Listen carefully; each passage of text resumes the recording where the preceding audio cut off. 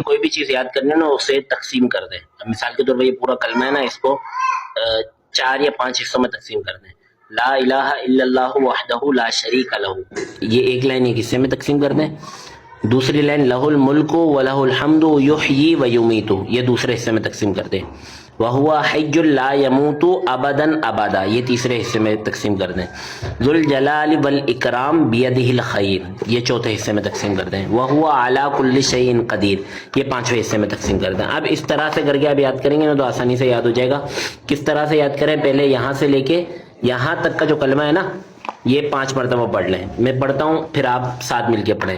لا الہ الا اللہ وحدہ لا شریک لہ، لا الہ الا اللہ وحدہ لا شریک لہ، لا الہ الا اللہ وحدہ لا شریک لہ، لا الہ الا اللہ وحدہ لا شریک لہ، لا الہ الا اللہ وحدہ لا شریک لہ. یہ ایک لائن یاد ہو گئی. بغیر دیکھے پڑھنا ہے لا الہ الا اللہ وحدہ لا شریک لہ، یہ یاد ہو گئی. پھر اگلی لائن کو اس طرح سے یاد کرنا ہے لہ الملک ولہ الحمد یحیی و یمیت، یہ والی لائن اب دیکھ کے 5 مرتبہ پڑھنی ہے. لہ الملک ولہ الحمد یحیی و یمیت، لہ الملک ولہ الحمد یحیی و یمیت، لہ الملک ولہ الحمد یحیی و یمیت، لہ الملک ولہ الحمد یحیی و یمیت، لہ الملک ولہ الحمد یحیی و یمیت. یہ ہو گئی 5 مرتبہ. اب ہاتھ رکھ کے پڑھنی ہے، یاد ہوئی یا نہیں ہوئی؟ لہ الملک ولہ الحمد یحیی و یمیت. اب یہ یاد ہو گئی.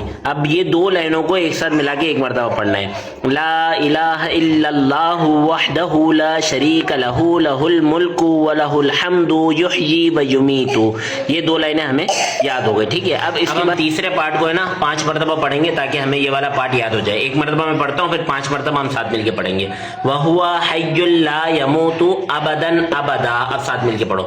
وہو حی لا یموت ابدا ابدا، وہو حی لا یموت ابدا ابدا، حی لا یموت ابدا ابدا، وهو حي لا يموت أبدا أبدا، وهو حي لا يموت أبدا أبدا. ہو گیا 5 مرتبہ ہوگا. بغیر دیکھے سنا ہے وہو حي لا يموت أبدا أبدا. گڈ. لا چوتھا کلمہ توحید توحید مانے اکیلا. لا الہ الا اللہ وحدہ لا شریک لہ، لا شریک لہ، یا مدہ اور لا شریک لہ.